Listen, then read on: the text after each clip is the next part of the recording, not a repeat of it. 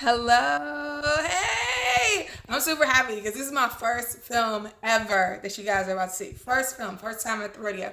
And usually documentary films, especially full length, on a super low budget is 100,000. And you can imagine when I started this, did I have 100,000? Fuck no.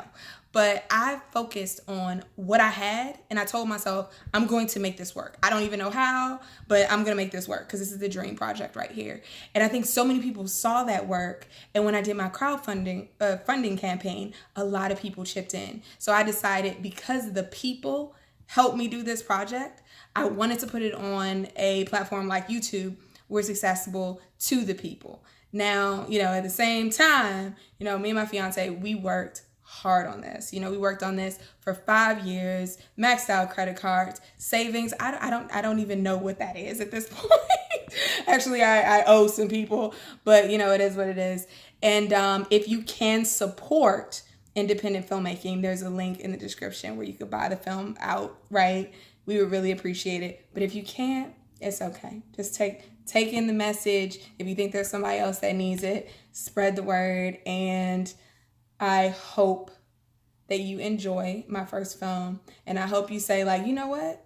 If she can do this with literally $1 and a dream and no, $1 million budget or studio backing, just imagine what she could do if somebody really gave her a chance. Black girl magic. Enjoy the film.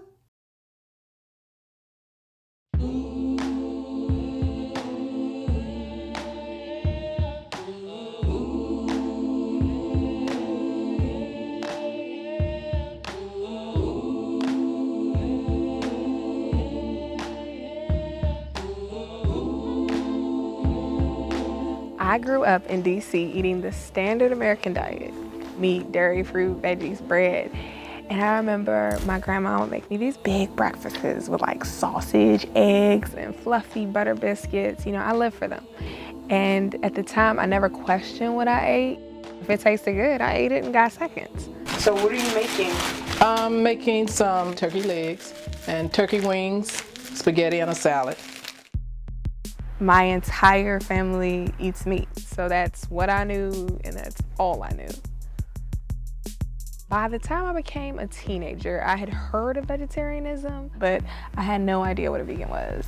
And then when I was 20, I moved to Los Angeles, and that's where I learned what a vegan was.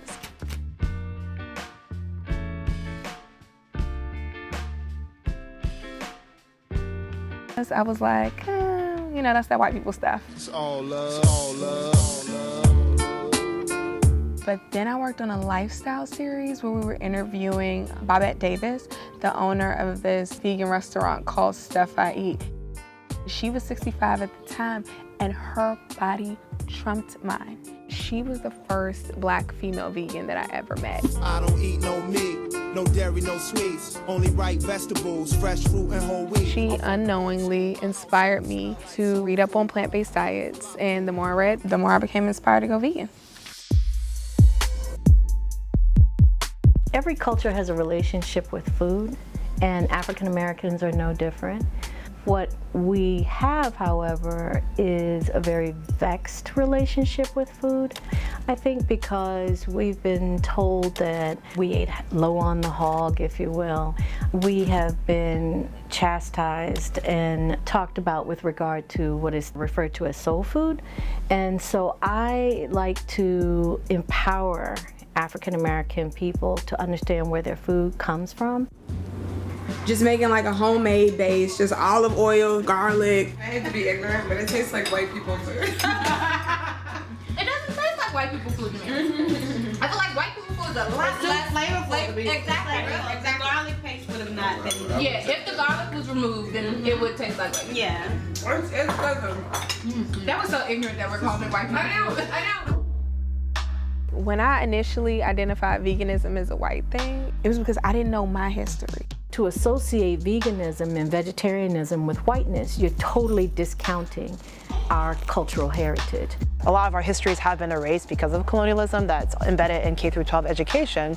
Black people were not abducted and put on ships and enslaved as someone who didn't understand anything, didn't know how to raise land, didn't have any spiritual ideas, didn't have other ideas around nutrition or harvesting the land.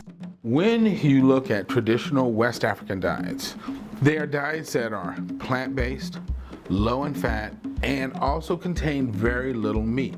West Africans who were used to eating this traditional West African diet were essentially dragged from their homes, shipped across the ocean, and then confined to plantations where they were literally fed the garbage of the plantation.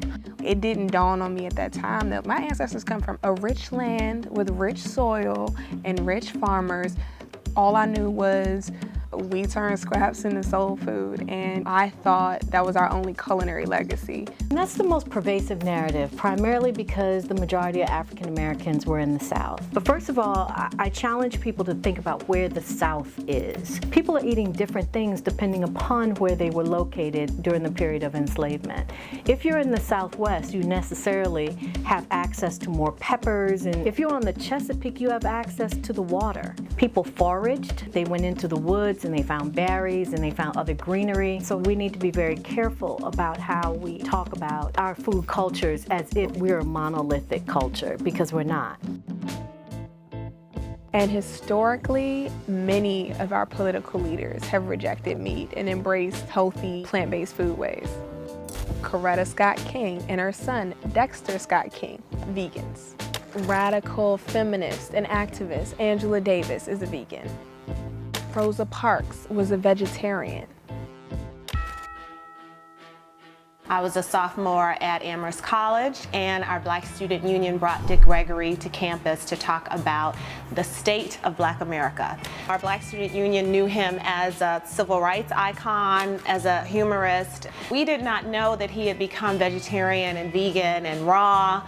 He was actually mentored by Dr. Alvenia Fulton, who was a naturopathic doctor who opened the very first health food store on the south side of Chicago in the 1950s. She's just one example. The father of raw gourmet cuisine is Aris Latam from Panama. And you have Rastafarians who tend to follow an Ital diet, which is a clean way of eating designed for health and vitality, mostly organic, non-processed foods with very few animal products, if any.